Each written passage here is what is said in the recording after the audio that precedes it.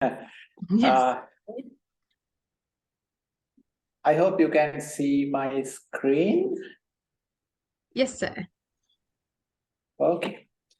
So thank you very much for the opportunity to share some work we are doing related to transforming education, or particularly we call it as a digital transformation of education, or specifically higher education. So in this talk, I'll be talking about these points. So I basically have 5 subtopics, so 5 questions to answer. I'm actually coming from representing Lanka Education Research Network in this context, where we are doing a lot of engagement related to digital transformation in higher education, including working with UGC level standing committees and various task forces. So I'll talk a little about LEARN, or Lanka Education Research Network, what it is, and some understanding of how digital transformation is happening with the help of within Lanka Education Research Network and also higher education. Second one is I'll tell you a small story about how accelerated with COVID. I hope you all are aware of it, but then I'll bring some numbers to show whether we are in this thing called the new normal in terms of higher education. So I'll answer a question to that nature. That's the second one. So the third one is we'll dive into this transformation, and the educational transformation we're discussing is part of the digital transformation. So education transformation in higher education or higher education institutions. So the question I'm going to answer there is this digital transformation, or the educational transformation as the title of this presentation goes. Is it a thing that is just related to IT, information technology? Why I was called to talk about it is because I'm having some IT background, or is it because it's more? It's beyond IT. That's the question I'm going to answer in the third part. Fourth one will go into the rest of the topics. Now that we establish about digital transformation, then how do we use this digital transformation in the context of virtual universities?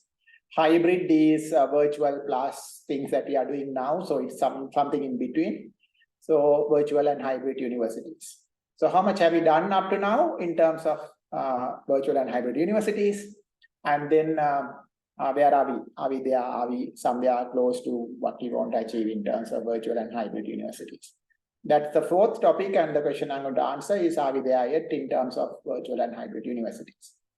The fifth one is now that I'm talking to librarians generally, and the theme of the conference is about you all.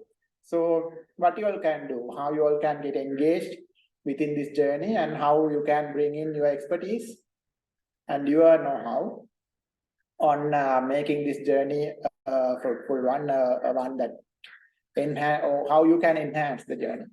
So that's what I'm going to discuss for the next hour or so. So feel free to interrupt me, ask questions, share your experience, share your ideas while this happens, because it's going to be a very long or reasonably long session, and more than an hour, or at least an hour. So therefore, if it's just me talking throughout, it might be like, you know. Right, so that's the outline. So let me start with what LEARN is, or Lanka Education Research Network is. I believe most of you have some idea on what LEARN is, but just to give some more context.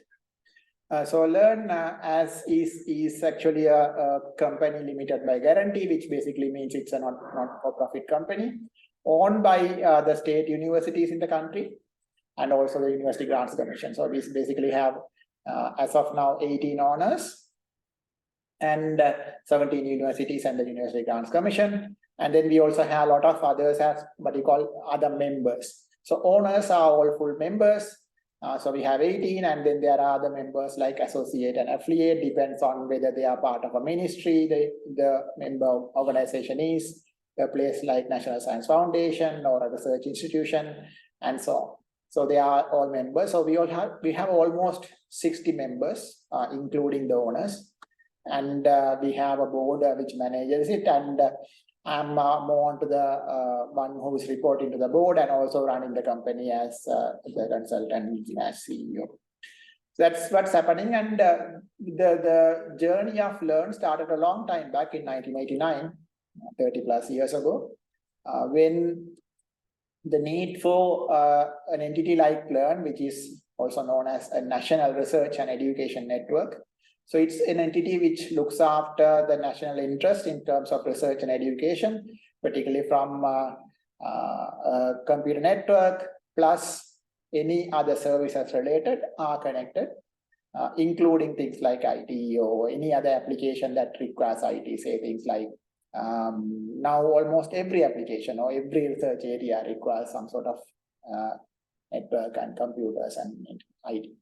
So that's the role in a simple sense, and we provide from Learn provide a lot of services. We are also an internet service provider, so we provide internet service to all our member institutions. Plus, we also provide what is known as academic network, meaning an academic institution from, like for instance, right now I'm at Peradeniya University. You might be sitting at different other universities mostly. So the connectivity between these universities are provided by what is known as an academic network. So we provide that in addition to the regular internet, where we go and get services from other industries, service providers, and so on. So in addition, we provide a lot of customized or specialized services to academics and researchers, which includes librarians as well, obviously. Services that are special for us, and it's possible for an entity like Learn, who is the National Research and Education Network, can provide and can only can provide. One example could be the roaming service, basically a wireless roaming service, so which is known as EduRoam. So that's one of the service we provide. For example, everyone in the world who is an academic or research institution who are part of this service can go and use the network on campuses or any other places which are wireless, free of charge, and also without separate authentication. Meaning, let's say I have an account here at Peradeniya. Let's say I'm going to go to some university somewhere, like let's say I'm going to Singapore and I'm going to National University of Singapore. So National University of Singapore is part of EduRoam. So when I go there, I don't have to get any special permission to use their internet, because we both agree that we are from universities and we have a more open policy in terms of how we utilize the resources. So it's not an exchange program in a simple sense. So I go there, or enabling exchange. So I go there, a researcher from or an educator from there can come here, and that's okay. So and then they can just use internet by using the credentials I have here, the logins I have here. I can just use it in anywhere in the world as long as I have EduRoam in that country. So in fact, like almost a large number of institutions around the world have EduRoam, including Sri Lankan universities and research institutions. So that's just an example. So this is only possible because we are in this group of National Research and Education Network, and we all have some sort of an understanding and agreement between each other around the world. So that's just to give an example. So there are plenty of other examples we can keep going, but I'm not going to spend a lot of time on that right now. So in terms of how we connect, don't worry too much about the details of this diagram. But what we basically have is we have connectivity to the internet. We have different other services. We also connect to the local government network in Sri Lanka. So we have what is known as local government network, where all these government departments are connected. So we also connect to them. We also connect to an Indian entity which is known as National Knowledge Network in India. We also connect to the regional network of all these NRENs, or National Research and Education Network, connected together. The example I gave, if you want to, let's say you want to communicate with, or you want to transfer some data, research data between here and a university in China. So now it is possible easily, and we also can provide a dedicated connection between the two places because we both are connected through a larger network like this. So this is on the world map, the part of Asia and Europe on this side, Australia on the other side, and Japan and so on this side, and US, which is not shown on the picture itself, but shown as a circle here. So all these places are connected, and we maintain connectivity between these entities, and these entities are basically research education entities, not commercial internet where the usual internet providers are providing. So with this, we, like the example I gave, it's possible to get several services from other countries. For example, a service that is provided in Europe, let's say a library service, in a education institution, we should be able to get it. If they are giving it for free, we can get it for free. If you are getting it for a paid solution, we again can get it through our systems, through such mechanisms. So these are possible. This is like the regional one. The diagram I'm showing here is for the region. So similar things are there around the world. This is the whole world map where this is drawn, keeping the Europe as a center. And on one side we have Asia, Africa, North and South Americas, and so on. So, and obviously Europe. And these different regions, they have similar group of entities, and they all are connected in similar ways, and we share resources, we share things like what I said, services, either for free or through some means of paid mechanisms where it can be shared. So those are possible, all possible because of the way how we operate. So that's a little about what Learn is doing and how, and also to give you a context of how we were able to go into the story I'm going to tell you. How it was possible, because we had all these people, partners, or we call them friends, and so on. So who work with us, work together for a common good. So that's what the overall picture is. With that, I'll go into the story. Please feel free to put any questions, comments if you have in the chat as well. I'll be happy to answer them, or you can just turn on and talk. Right, so let me go into the story. So the story is about COVID-19 and what happened during that time. So I'll spend a little time. I'll first give an executive summary, or basically a step-by-step summary of what happened.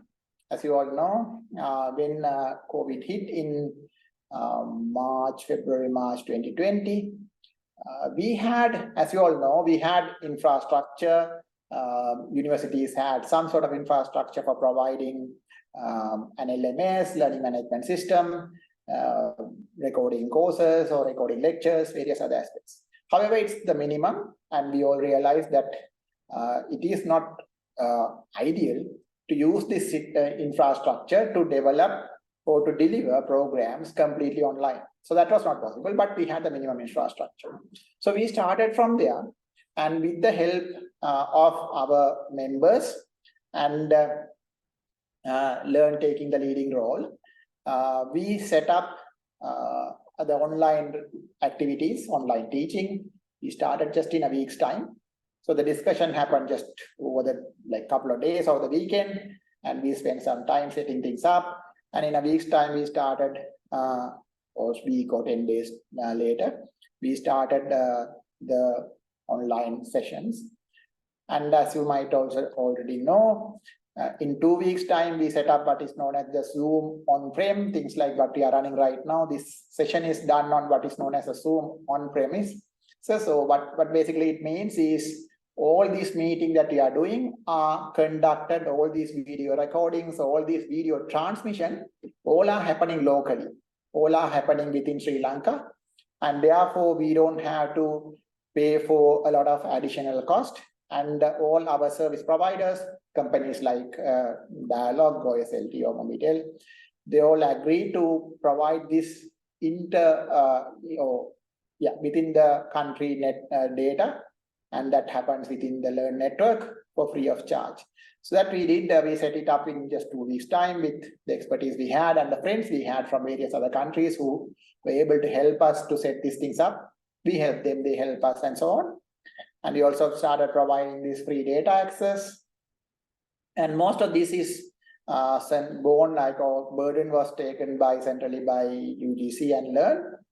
And the idea of providing things like free data, as you might already imagine, is to give sort of equal opportunity. So ideally an equitable system. So equal opportunity to all who don't have funding and so on, or money. So with that, we were able to provide a service with daily participants of about 250,000.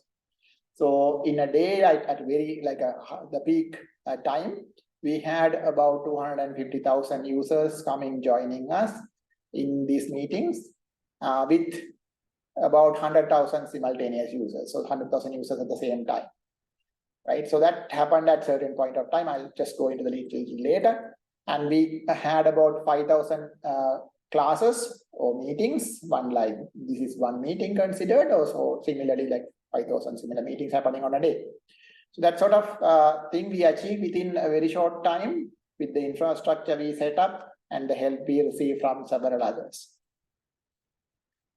So one other thing I want to highlight is with all these connections we had, the grants we received and the funding and so on, and the little saving we had, we were able to provide all this without burdening the state or the member institutions. So our member institutions didn't pay anything extra for these resources and this facility.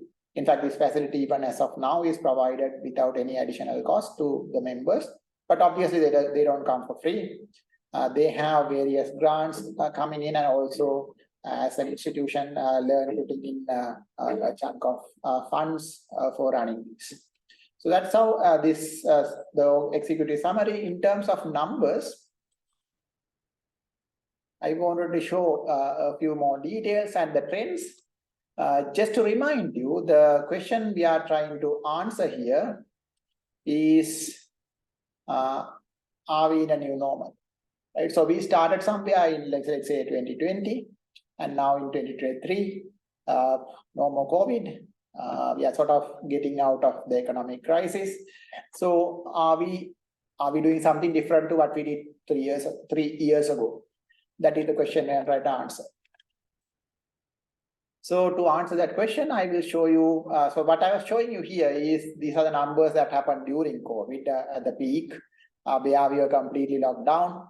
And you might have a feeling now, like most of us come out and we are all physically doing our activities. And therefore, how much of the online these resources are still used. So here is one graph that shows some of these details and what is happening up to like last month, July 2023, starting from January 2020, where we had pre-COVID. I have this graph has two numbers. One, this is related to the Learn Zoom sessions, a session like what you are doing right now. So one is showing how many sessions that were conducted over every month. These block points are for months, and the number of sessions are on this side of the axis.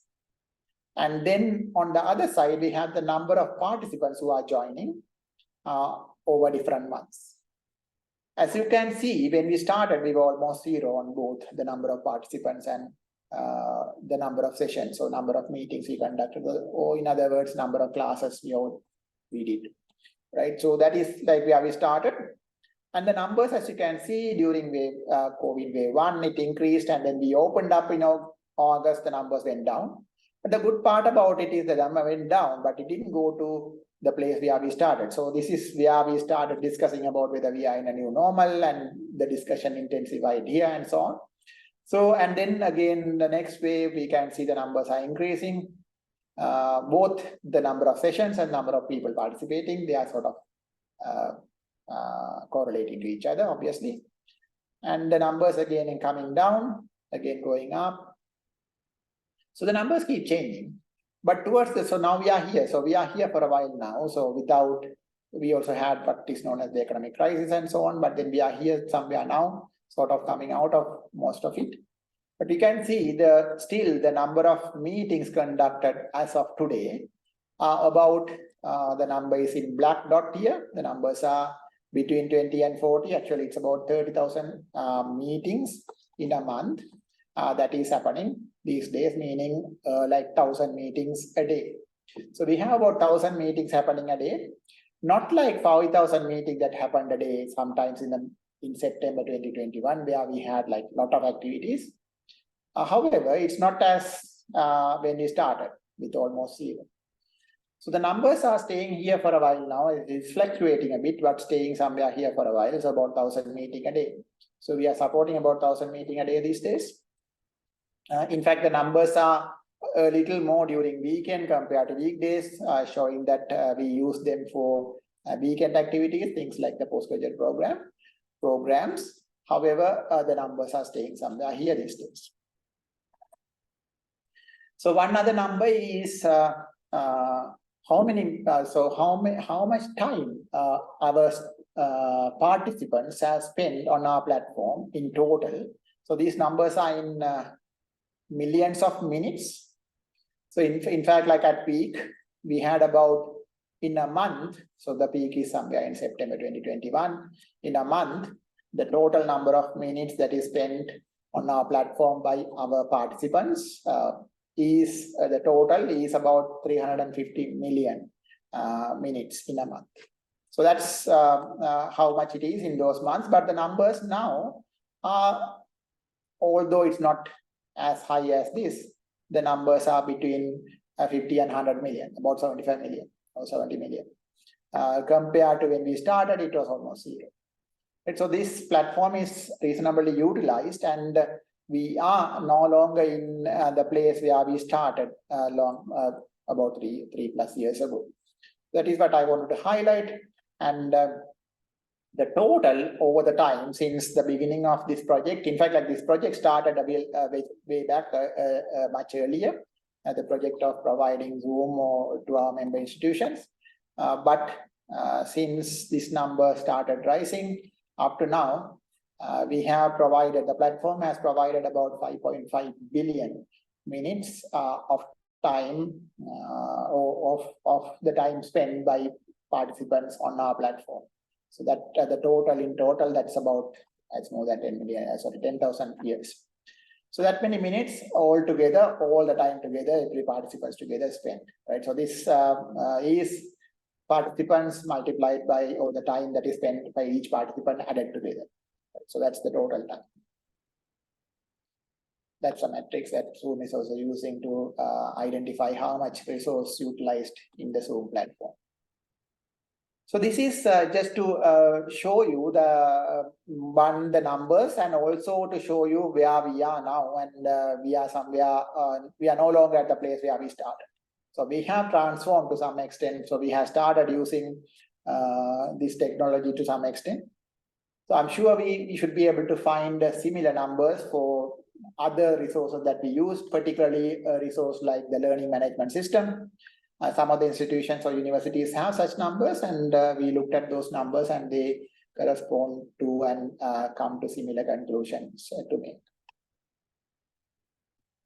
So this is one other number. How many users? In fact, like this number is a bit more towards positive, also towards answering the question that I asked, with how much have we changed? Have we changed? So compared to these numbers, you can see at peak times we had about so much of meeting happening. Now the numbers are 7 times lower or 5 times lower. Same for here, the numbers are reasonable several times lower. However, those who are coming to Zoom platform. So this is another number where it says how many users have used the platform every month. So how many meeting, this is like one meeting that is done right now by someone. So how many users are on every month uniquely coming and going? The numbers at peak was about 7,000 plus. Actually, the numbers was that because that is the maximum possible number of meetings we were able to have at those days. So that's also an issue, but the numbers are somewhere here, 7,000 plus. As you can see, even in July, we have about 5,000, little less than 5,000 users still coming and using this platform at least once a month. So in terms of users, we seems to have made more people to start using the platform regularly, at least once a month. So these numbers are once a month. So we have about 5,000 users coming and using. So who are these users? These users obviously are staff like people like you, or academics, administrators of institutions, and so on. So they all are related to state and non-state universities and research institutions in the country. From the pool I mentioned earlier about the 58 or almost 60 different institutions. So these users are coming from those places. So that's where we are, and therefore we have made some progress in that sense in terms of utilizing this platform. And we believe that it's true for any other similar setup where we start using online resources. So with these online resources, can we say that we are digitally transformed? Can we say that higher education institutions are there? And next, what digital transformation or the educational transformation in this context mean? So I'm going to take a few minutes to tell you a perspective about digital transformation, particularly in the higher education sector. And I'll do it with the help of some slides that I borrowed from various other sources. One, basically what we with this session will do is we'll try to understand how digital transformation is defined and what it means, and whether it is just related to information technology. The question you have to answer is if it's just an IT thing or an information technology related. So digital transformation in higher education, which is the one we mentioned as educational transformation, we'll just try to make a formal definition. In fact, this definition is coming from a source called EduCourse, and is basically a process of optimizing and transforming the institution through its operations, strategic directions, and value proposition. So one, digital transformation is optimizing and transforming an institution in terms of its operations, strategic directions, and value proposition. Most of it has very little to do with technology itself or IT itself.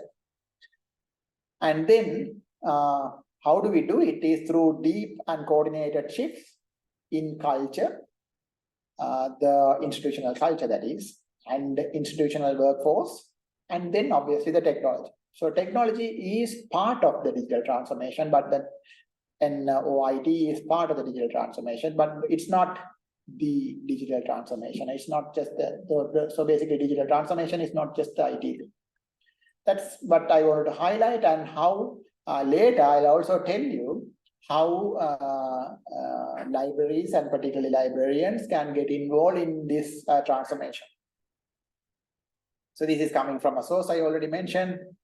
Right. So to understand digital transformation, EduCourse is talking about three different Ds, three different things related to digital.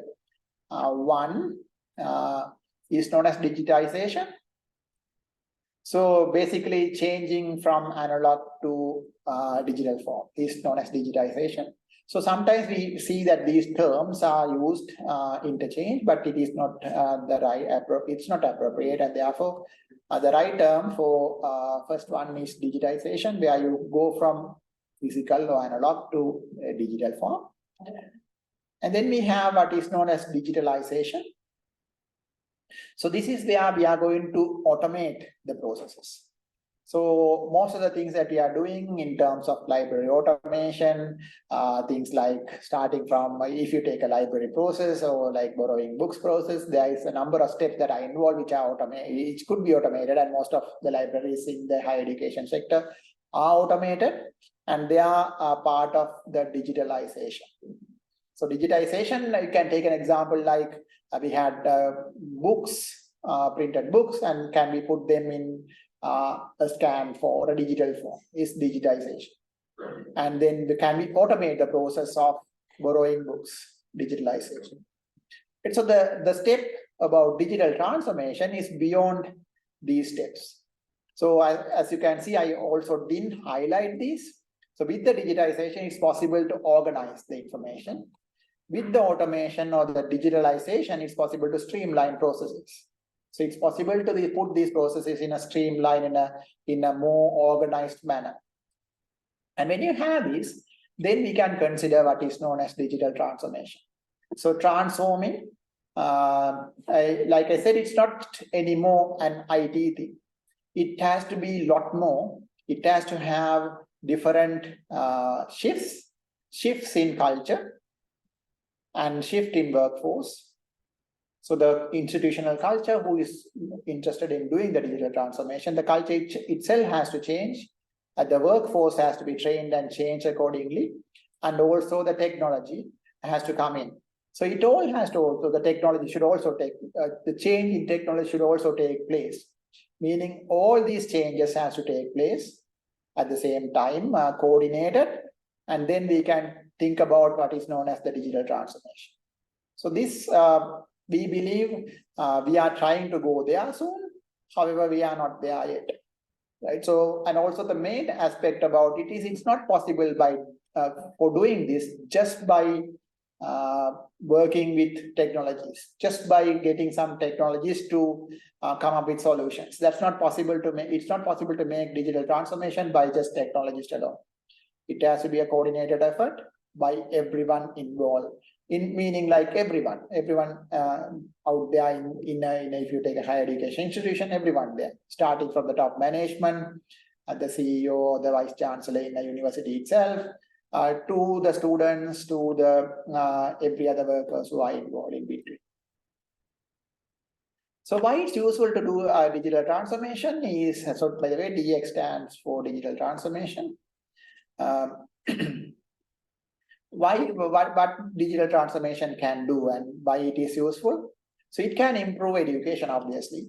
I don't think I had to spend a lot of time telling you why it will improve education, right? So it can propose, or when you do a complete transformation of the education, that is what we are talking about today, is we can think of new ways of, or new teaching methods, new pedagogy, and new strategies of doing this. And also we can reach to more learners.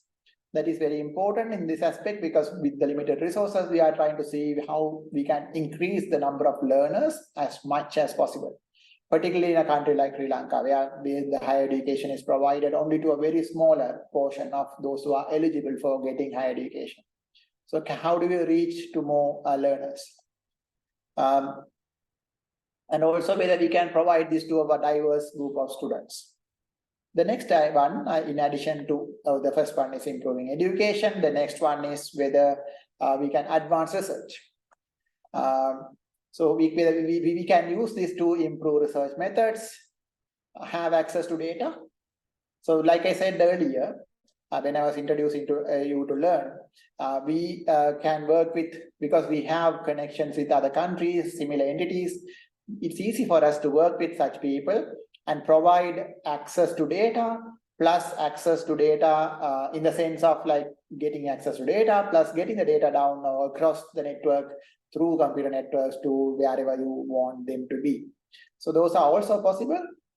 And obviously then one of the other major concerns we all have in any higher education institution or any other institution here, particularly even in other countries, here in the Sri Lanka, in other countries, is administration overheads, the overheads that we have, the delays we have in administrative activities. We can also streamline them properly. So which means we also can do efficiently with faster cycle time on all these activities. Also, we can have more flexible and also solutions that are like adapt to emerging challenges. So those are all possible in with the digital transformation.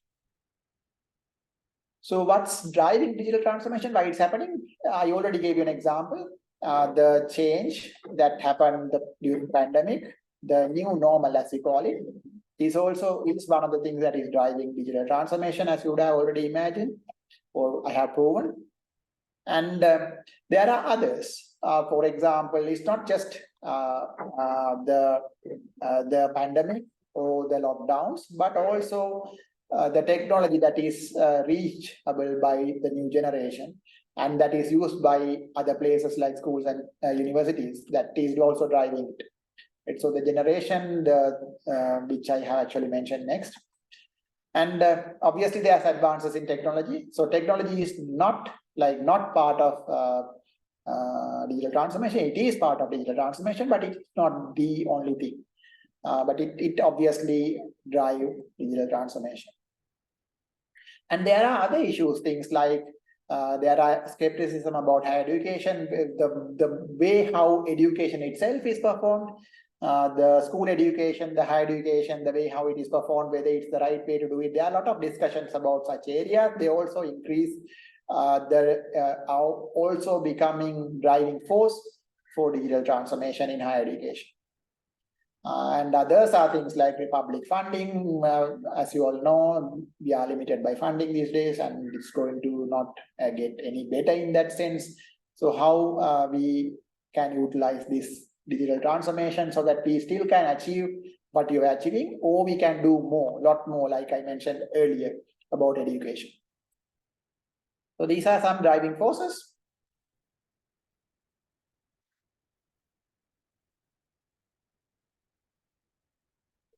And so digital transformation is not just in the institution, right? So it's also about obviously driving the student success. So it's not just about keeping the current phase or keeping the current success rate, but also whether we can drive better success in terms of student, basically learners' success. So as you know, with digital transformation, it's about technology. It's also possible to improve the student experience, not just in education, but also in all the overheads that they incur as students or learners. And aspect like teaching learning process. We also can would have, so as a teacher, I also am realizing or experiencing student performance improving with new technologies, new ways of teaching, new pedagogies introduced into this with the digital transformation that is happening. So with COVID, what the students have realized is having access to learning material as and when they want. A concept known as anytime, anywhere learning is also adding to the student performance. So students are perform better when they have access to material as and when they want. So they study at their own pace, they study or they revise when they want, they go access material when they have doubts. That way the learning happens better. So we have seen examples, I don't have them right now here to provide as evidence, but we have seen a lot of examples in our engagement with students and teachers. So which also improves retention. So these are, and also like the student, how long they take to complete these learning activities. If you provide multiple sources, multiple ways of doing it, the students will figure or choose the way they prefer the most. And therefore they get a better learning experience, and it's also possible to complete the learning at a faster phase or faster in lesser time. So basically this is what I was telling all this while about digital transformation in education. It's more than an IT thing. So therefore it has to be relied on several people. including the institutional leadership. So starting from the strategic plan of the institution, the institution leaders should have to take the lead. And obviously, with that, they had to build a core value in education. So the institution has to have consider it as a thing that the whole institution takes responsibility, the whole management takes responsibility, and every other stakeholders take responsibility instead of just considering it as an IT thing. So it has to have a holistic approach, not just a limited approach in terms of how we get there. So it can also be used as a differentiator. How we do this digital transformation can also differentiate an institution from one another. In fact, I see it's already happening. The engagement I'm having with different institutions, universities across the country and also in other countries. I see how institutions who are towards digital transformation from top to bottom are transforming and also differentiating themselves from others, and how they are leading in various ranking systems, how they are attracting better learners, how they are improving the learners they have, how they are doing all that are better. And we are seeing it in various other places. And obviously, it's a continuous effort. It's not done once and you are done with it. You have to keep on going. So the transformation is an continuous process. It's like learning. So you have to keep doing it, refine it, and improve. So the important aspect is it's not just an IT thing. So just to summarize that part, digital transformation equation is something again coming from EduCourse. So it is one, the intentional change in institutional value proposition and direction.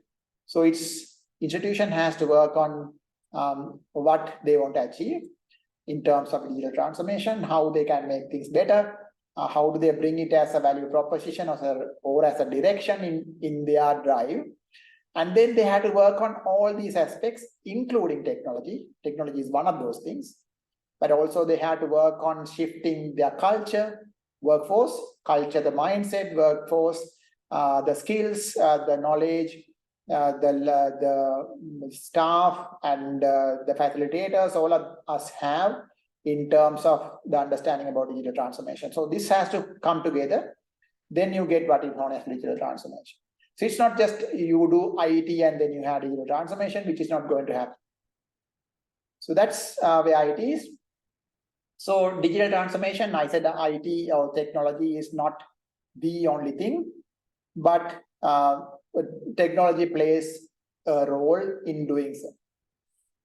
So just to highlight that new technologies do not by themselves bring digital transformation, but the leaders have to take, right? So the leaders have to undertake not just the new technologies. So leaders don't just point to the technologist in a university institution and say, okay, make the transformation, but it has to happen strategically, starting from the strategic plan of the institution and the leaders who are driving it, the actions, and then every other stakeholders changing the culture, changing basically the mindset, changing the workforce, and so on, right? So, and then obviously the technology comes in as well. All these shift has to happen so that the digital transformation can happen. So that's basically about the digital transformation aspect, which is what we are mentioning as educational transformation.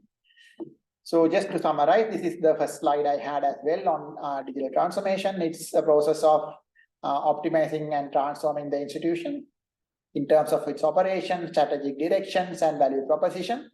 At the same, how do we do it is by having a deep and coordinated. So coordinated is key here. Shifts in all these aspects, not just technology. So that has to happen.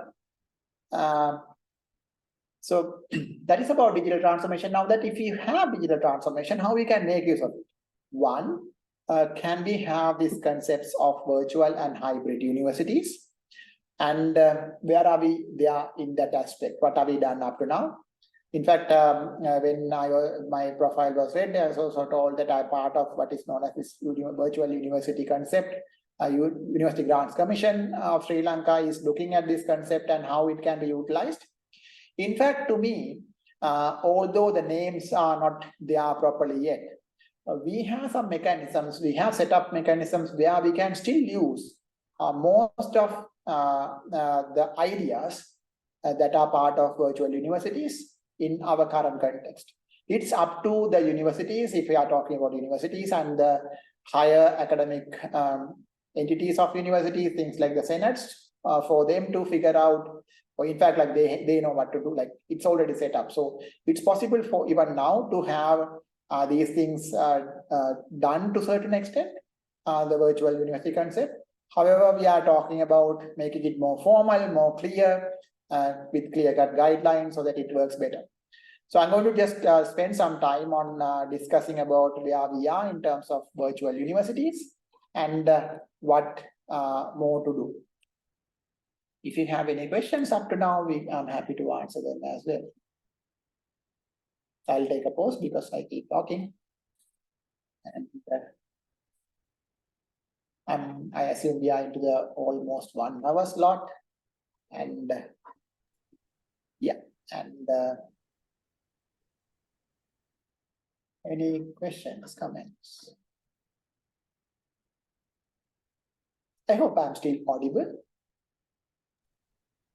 Yes, sir, you are audible.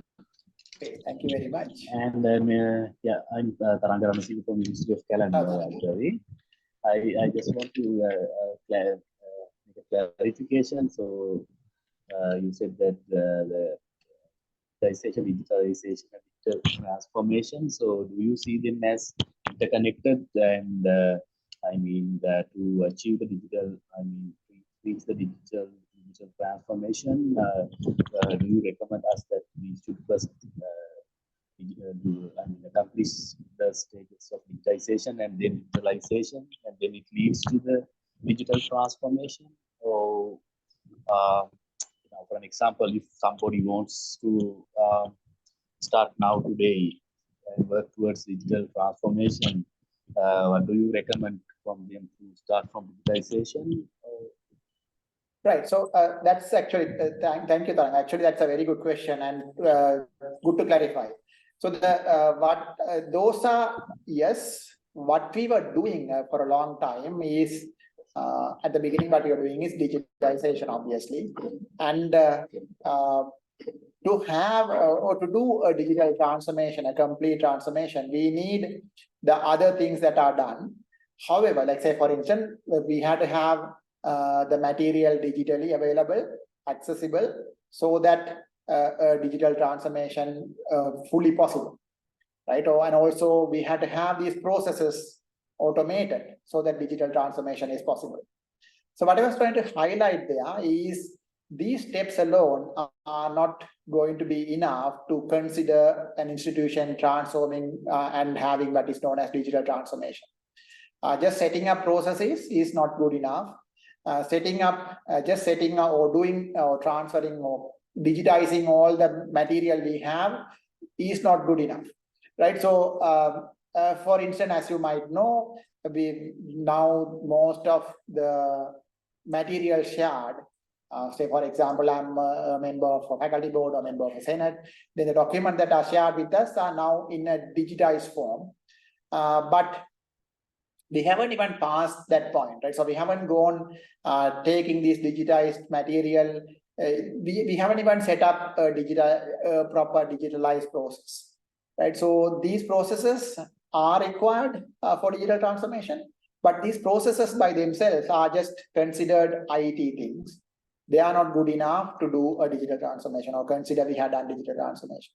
That is what I'm saying. And also the question you asked, whether we have to start from the first one, go step by step and go there. Now that we are talking about digital transformation and everybody is interested in making a holistic change, I don't think we have to start from here and spend a few years, go to the next one and spend a few years and go to the top.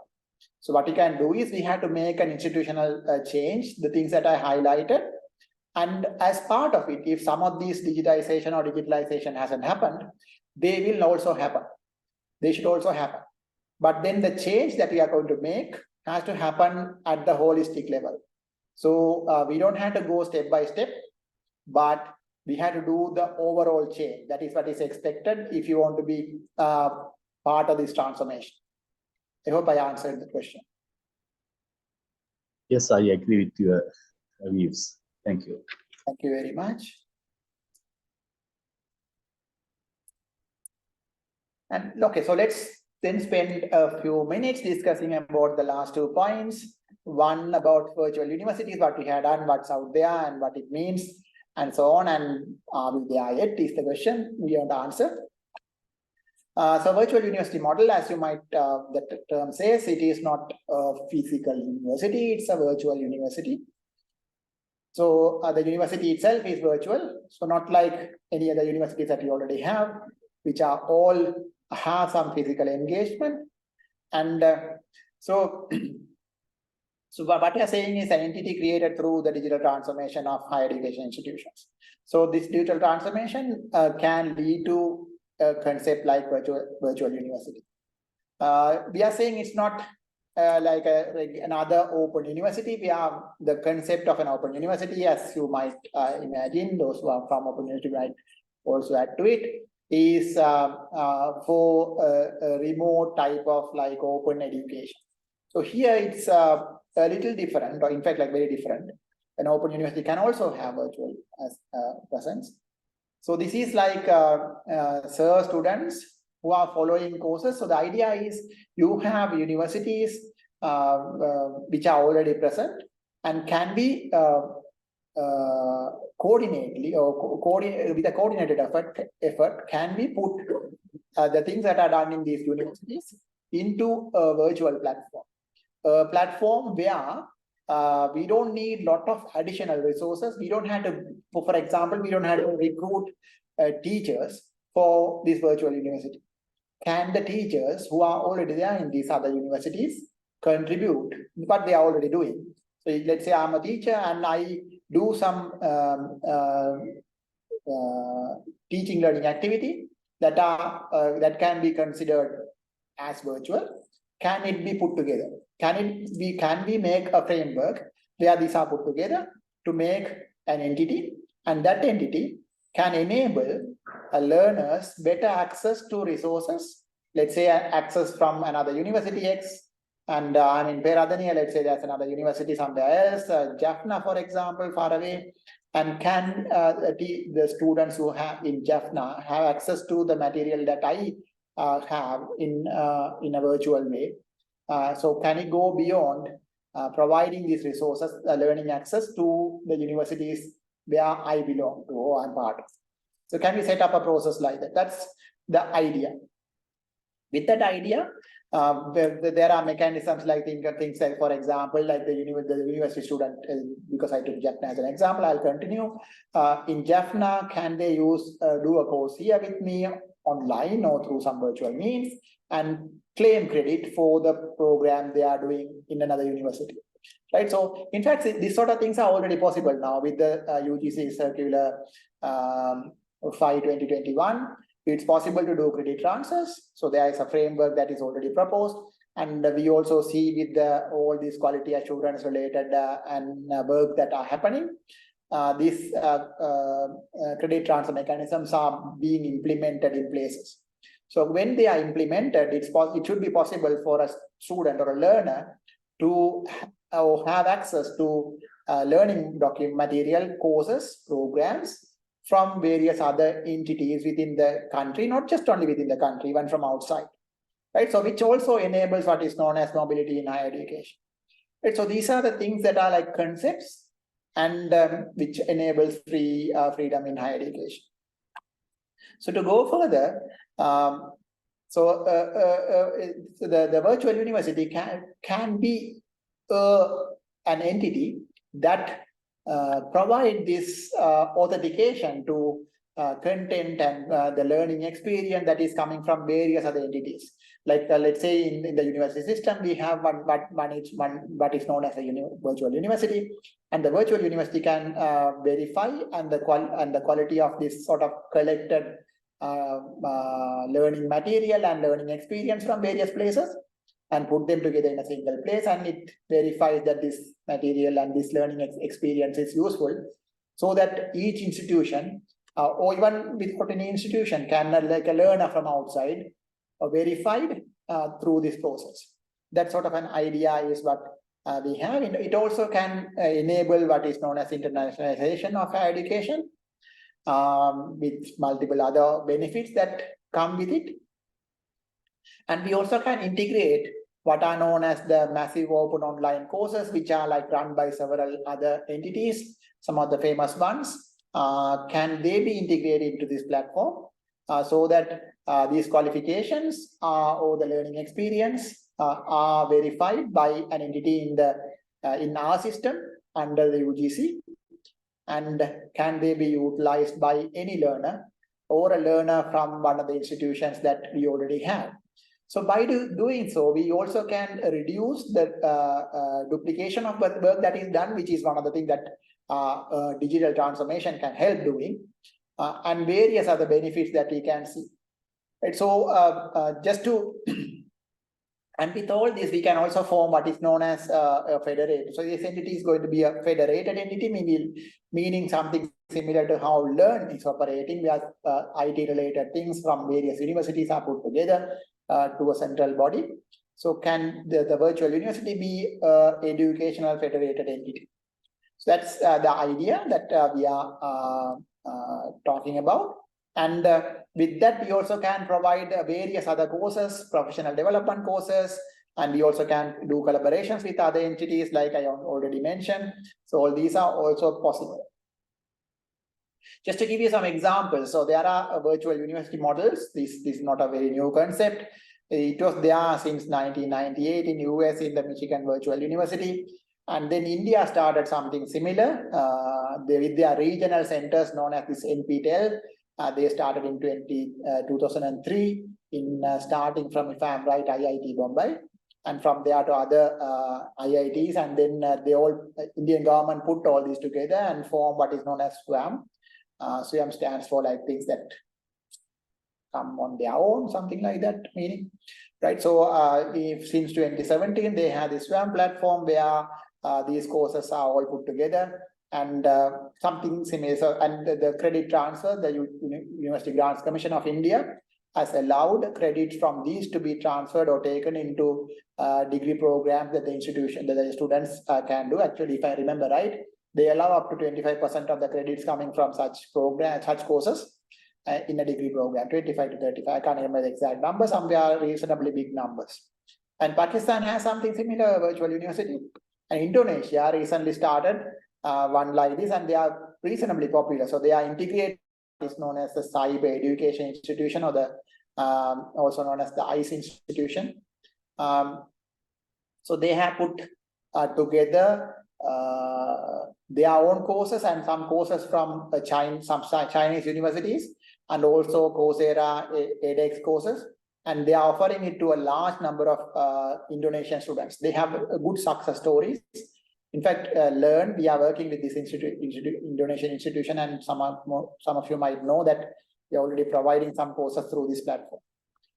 So these are example platforms. So our idea is to develop something similar, not just a platform, not an IT thing again, but as a concept, as an overall entity, where from top to bottom, starting from the University Grants Commission, who is making these policies, up to the students, whether we can set up a system with the help of obviously an online platform that can do this.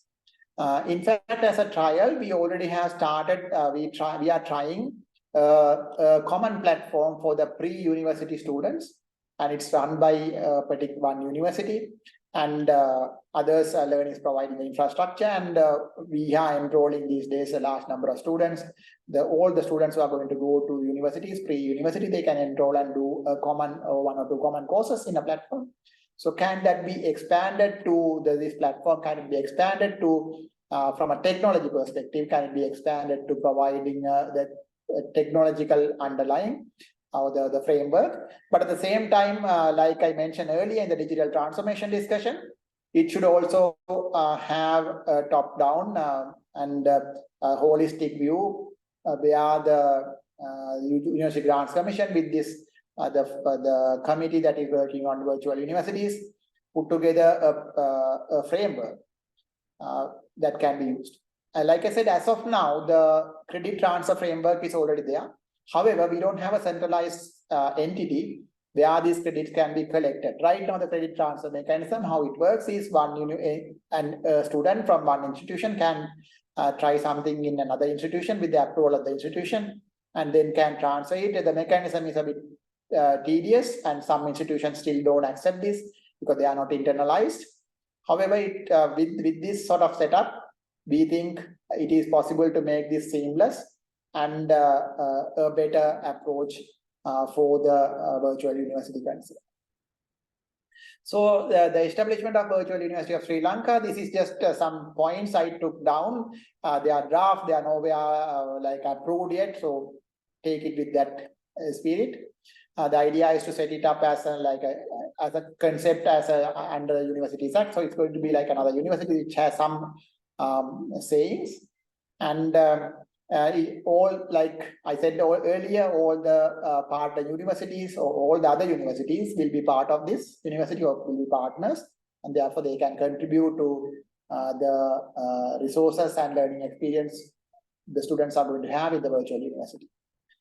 And others like private universities can also come in, apply and get. So these are just concepts, like I said, and also draft ideas. They are not anything formalized yet. And also we can have professional organization can take membership both ways. Professional organization like content providers can also come in, and other entities who require content can also join. So obviously there's a lot of benefits in doing so.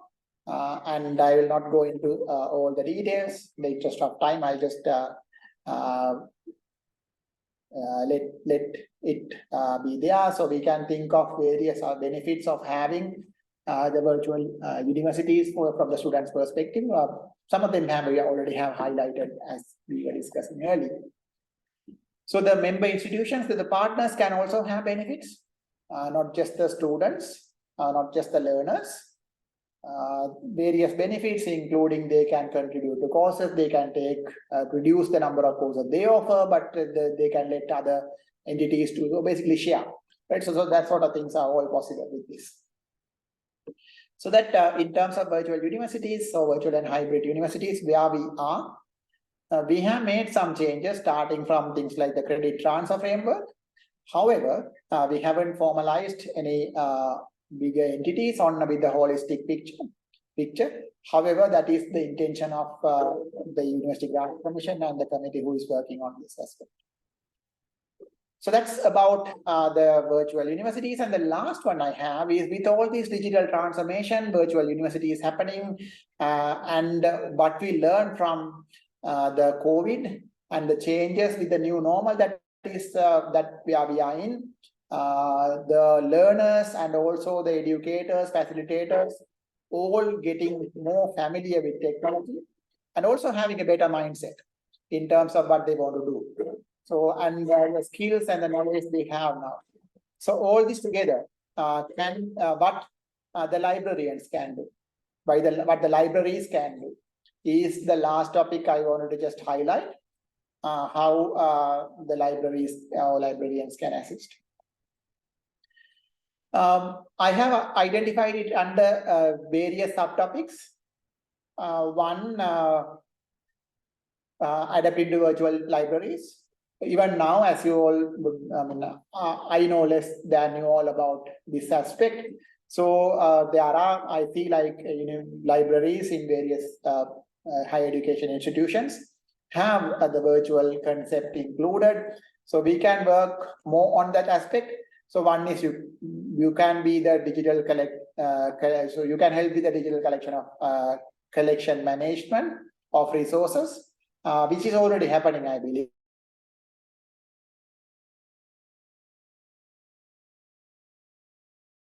Students and teachers, access to all this can be provided. So you can help with that. And obviously you can help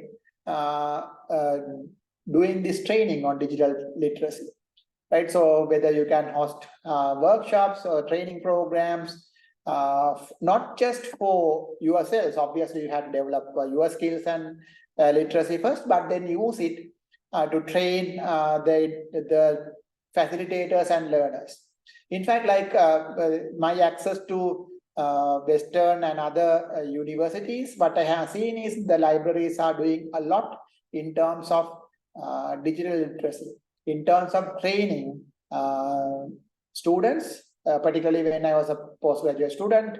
All my digital related training, how do you write article, how do you use resources to make a thesis, how do you use different type of resources, all those things are done by libraries in those institutions. So such things can also be done here. The digital literacy improvement training can be facilitated and also conducted, hosted by libraries and librarians. And what else can you do? I have put one is adapting to virtual libraries. The other one is supporting hybrid learning models. So can support for developing blended learning resources. As of now, these are done by another entity in universities, as I know mostly. However, we can work together. So the libraries and the entities who are doing e-learning centers, whatever they are called, they can work together because librarians have better understanding about learning material and also the learning resources. So you can use the help or working together with others. We can provide or help develop blended learning resources and provide tech support for e-learning platforms. That can also be done. You can create, I know some of this is already done, create interactive learning spaces for learners within the libraries. It can be virtual spaces, it can be like physical spaces with virtual entities, items, and so on. You can promote collaboration and research, inter-institutional collaborations, not just related to physical resources, but also virtual resources. Online research or supporting research through online sources, secondary sources, and so on, primary and secondary. So change and the role of library and embrace it, right? So embrace the change that is happening. So not just being like information, like not to just provide these resources, but be someone who can navigate, who can help the learners and also facilitators in this aspect. And provide them with, by being a navigator, you also provide the resources, like the professional support that is required. You also can help in advocacy, promotion of digital transformation and policy development related. As I know, like the librarian, they are in all the major academic forums, including the Senate, and therefore you can provide the related policy-related input in the library resources and every other aspect. And promote things like open access, which is becoming a topic, one of the most important topics. And we as Learn with other National Research and Education Network, we are also promoting open access, and we are working with other entities. So if you are interested in joining other similar entities, working groups, so there are working groups, or actually at least one working group in the region, Asia Pacific region, who are doing open access promotion. So if you are interested, let us know, we can help. For instance, next week, we are having this Asia Pacific Advanced Network meeting happening in Sri Lanka. Participants from 24 different countries in the region and also from other regions like Europe and US are coming. And we have workshops, working group sessions on open access. So if you are interested, let me know, we can put in and understand how others are doing it and how you can work on similar aspects. So I already mentioned about the policy, it's not going into detail. So you also can engage, so things like what you are doing here, but bring in other communities, teachers like learners and administrators and who else, and be a catalyst for doing this. Right, so just to conclude my request regarding what I want you all to do and how you can help.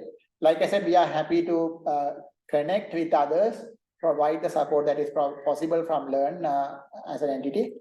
But I see librarians, like I mentioned in other places, what I have seen, had to play a pivotal role in the rise of virtual and hybrid universities in Sri Lanka.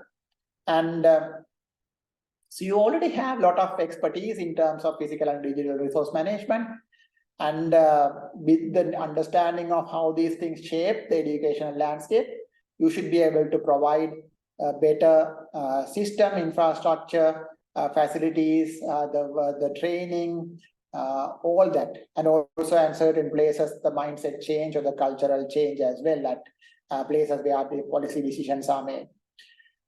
And so basically, I call you all to become leaders of this transformation and proactive agents, not those who just listen to what's going on, but be proactive and be part of this dynamic, this change that's happening. So that's basically what I wanted to request to your forum. And that's all basically what I have, and this is what we had discussed. We basically have answered questions like what is learned, are we there, are we in a new normal, digital transformation, what it is just an IT thing? Obviously it's not. Where are we in terms of virtual and hybrid universities, libraries, or the librarians' role in this aspect? So those are the things I have.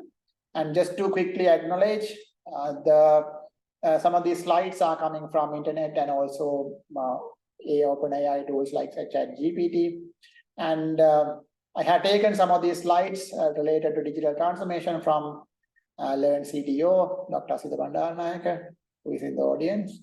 And also the slides related to virtual universities are coming from Professor Heva Gamage, who is a committee member of the Virtual University Council. So that's all I have, and thank you very much. And thank you very much for giving me time and listening to me for a very long time now. I'm happy to answer any questions.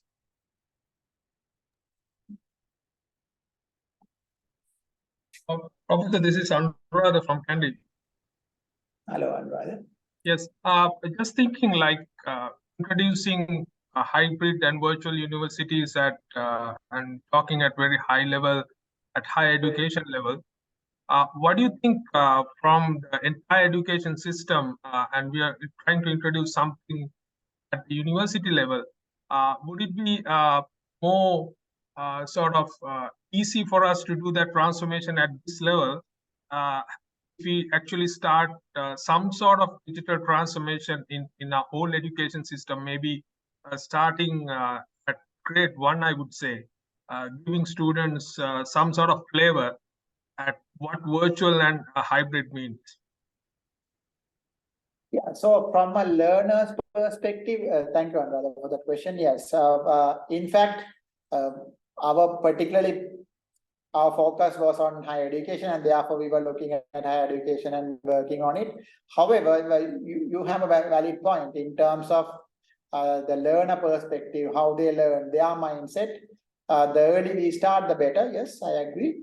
And therefore, it is a good idea if we can drive the start early. But obviously, it's easier to start at a higher education institution sort of level where the institutions can do it faster and easier. However, I agree, like from a learner's perspective, we should start much earlier in terms of how they learn and so on. Yes, I agree. In fact, like maybe we also have this because you brought up this school or lower level and like the school level education and university education. So the learners who are coming to universities, yeah, they are already sort of trained on how to learn. However, when they come to universities, what we also realize is they are with sort of an open mind, and therefore it's not that difficult to change their mind. So we don't see, although there are debates about it, it's possible to change. Is my feeling, my belief. But I completely agree with you. If it's possible, we should start as early as possible. Yeah. example, like if a student misses a school for some reason and maybe to take part in other activities, if he or she can actually access the resources, and let's cover that particular topic what he or she misses. I mean, that's a great thing from the student's perspective, and also that will also support the total transformation of education in Sri Lanka, I guess. Yeah, I completely agree. And I see that even private sector or others are also getting involved from the school side and trying to do this. But yeah, it's complete. I completely agree. I completely agree that that's what we should do. Yeah, it can also become, like you said, an alternative learning experience and situation where it's not possible for student to attend, they can use it as an alternative. But not only just when they are not possible to attend, even if they are able to attend, still it can be an alternative resource. Yeah. I completely agree. And like I mentioned earlier, those alternative approach, alternative resources are always useful from a student learning perspective. That is what we are seeing all the time now. We know it from a pedagogy perspective for a very long time, but now we are seeing it in practice. So even now our students, just to put it in like a simpler form, even we have the physical classes, lectures, and so on. The students are asking us to provide recorded video material or other resources and simulations and various other things that we tried during COVID. They still want us to provide them so that they have this. Even they want to still come to classes, but then they want additional resources. So those are alternative to what they do, and obviously when they miss it, it becomes even more useful. Yes. Any other? Thank you for that. Yeah, once again, I'm Tarang Ranasinghe from the University of Kelani. Actually, I am the president of the US Libraries Association right now. So we have organized this 13th International Conference of University Libraries Association of Sri Lanka, ICULA 2023, this time in October, under the theme of transforming academic libraries for a sustainable future. And I believe that it's a high time to use your views. Because we have extended our call for paper deadlines until 25th of August, and I hope your presentation stimulated the thinking of our members as well as the other participants. So I'm sure that people will come up with lots of innovative ideas and such topics for the conference as well. Actually, just to touch what you have mentioned at last, what libraries can do, and you have correctly highlighted some important areas of how libraries can contribute.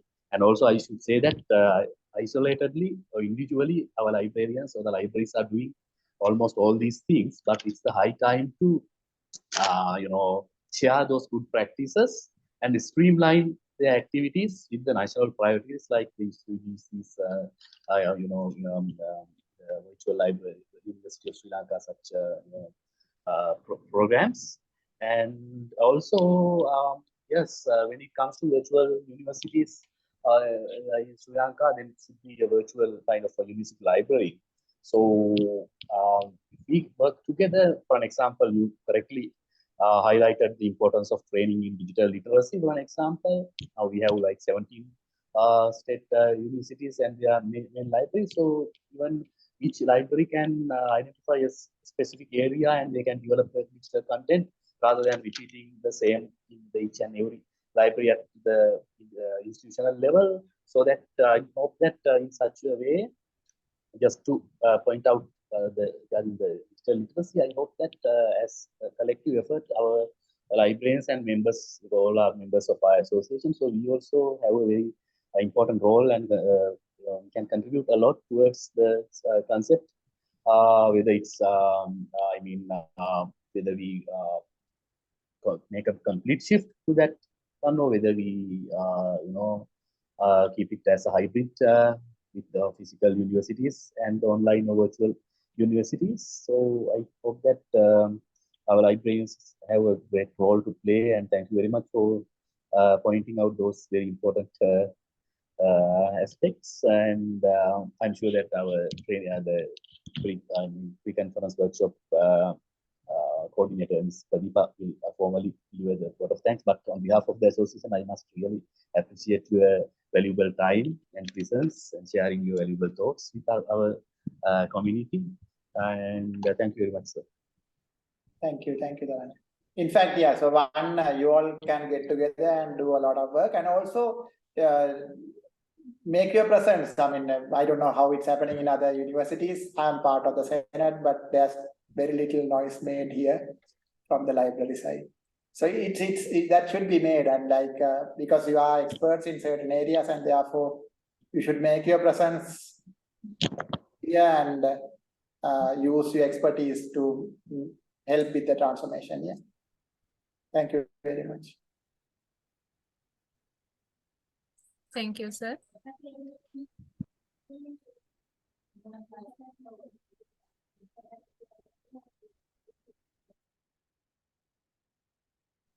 And now we are in the end of our session, and I must thank. I would like to express my sincere appreciation to Professor Roshan G. Roeger for generously dedicating his valuable time to this event. Your insights and expertise have greatly enriched our discussion, and your commitment to sharing knowledge is truly commendable. And thank you for being an integral part of this webinar and for your continued contribution to the academic and professional community. And also, I must thank Ms. Neeta Damayanti, Senior Assistant Librarian, University of Peradeniya, for coordinating resource person with our webinar. Thank you, Ms. And thank you very much for all the participants joining with our webinar. And next webinar will be planned on September after 20th. And I cordially invite you all to join with our webinar series and join with our ICULA 2023. Thank you very much. Thank you.